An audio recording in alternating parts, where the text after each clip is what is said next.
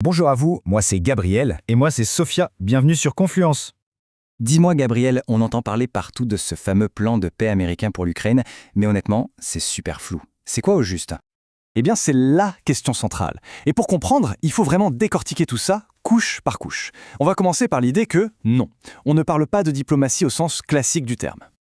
D'ailleurs, pour bien entrer dans le vif du sujet, regardons cette citation de Peter Pomerantsev, qui est un expert britannique de la propagande russe. Pour lui, la Russie utilise la diplomatie comme une arme de guerre. Cette phrase, elle est absolument essentielle pour comprendre toute la manœuvre.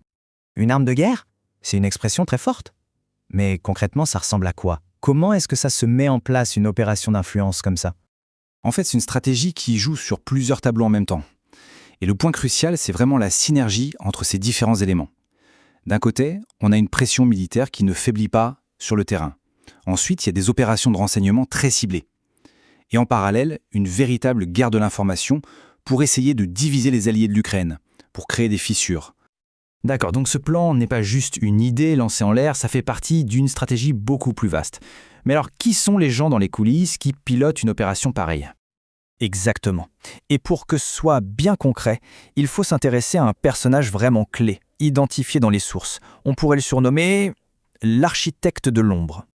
Son nom, c'est Kirill Dmitriev. Et son profil, il est juste fascinant. Et il explique tout. Il est né à Kiev, mais il a fait ses études aux États-Unis, à Stanford et à Harvard. Donc il est parfaitement à l'aise dans les deux mondes. Il dirige le Fonds russe pour les investissements étrangers directs, un fonds que le Trésor américain, excusez du peu, décrit comme l'une des caisses noires du Kremlin. C'est donc l'homme parfait pour faire le lien entre Moscou et les cercles d'influence à Washington, d'autant plus qu'il connaît bien l'entourage de Donald Trump. Ok, donc pendant que toute cette opération d'influence se joue en coulisses, quelle est la vraie situation sur le terrain? Qu'est-ce que cette propagande essaie de nous faire oublier? Alors là, on touche à quelque chose de passionnant. C'est le contraste, mais vraiment le contraste saisissant, entre l'image que la Russie veut projeter et la réalité. D'un côté, on a une Ukraine qui fait preuve d'une résilience incroyable, ils innovent, ils produisent des millions de drones, la mobilisation citoyenne est hyper forte, et de l'autre côté, on a une Russie qui commence à montrer de vraies fissures. Les stocks de matériel s'épuisent, des pans entiers de l'économie civile s'effondrent, et surtout, le pouvoir d'achat de la population a littéralement fondu. Oui, l'impact économique est juste énorme. Ce chiffre divisé par 3, c'est fou. Ça concerne à la fois le pouvoir d'achat, comme tu disais, mais aussi les réserves de change du pays. C'est un indicateur qui ne ment pas sur la fragilité de l'économie russe, bien loin de l'image de puissance qu'ils veulent donner. C'est une vulnérabilité absolument critique. Et cette réalité-là, bien loin du théâtre des opérations d'influence, eh bien, elle est en train de forcer un changement de posture stratégique majeur. Pas seulement à Kiev, mais à l'échelle de toute l'Europe. Et justement, face à cette situation, comment est-ce que l'Europe réagit? C'est quoi, concrètement, les conséquences de ce qu'on appelle le réveil européen? Eh bien, le conflit a agi comme un électrochoc. Il a montré que la fragmentation de l'Europe, c'était une faiblesse presque existentielle. Du coup, en réaction, on voit émerger des propositions assez radicales pour changer complètement d'approche, surtout sur la défense et la technologie.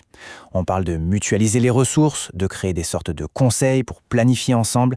L'objectif final, c'est de développer une base industrielle européenne capable d'assurer une véritable autonomie stratégique. C'est un pas immense pour garantir la sécurité du continent. Donc au final, on voit bien que le conflit se joue sur plein de terrains différents. Ce n'est pas que militaire, c'est aussi informationnel, économique, et ça pourrait même redessiner complètement la stratégie de l'Europe. Exactement. Et tout ça nous laisse avec la grande question. Dans cette guerre du XXIe siècle, est-ce que l'information n'est pas devenue au final l'arme suprême ? C'était Confluence. Si vous avez apprécié, n'hésitez pas à aimer, vous abonner et laisser un commentaire. À la prochaine!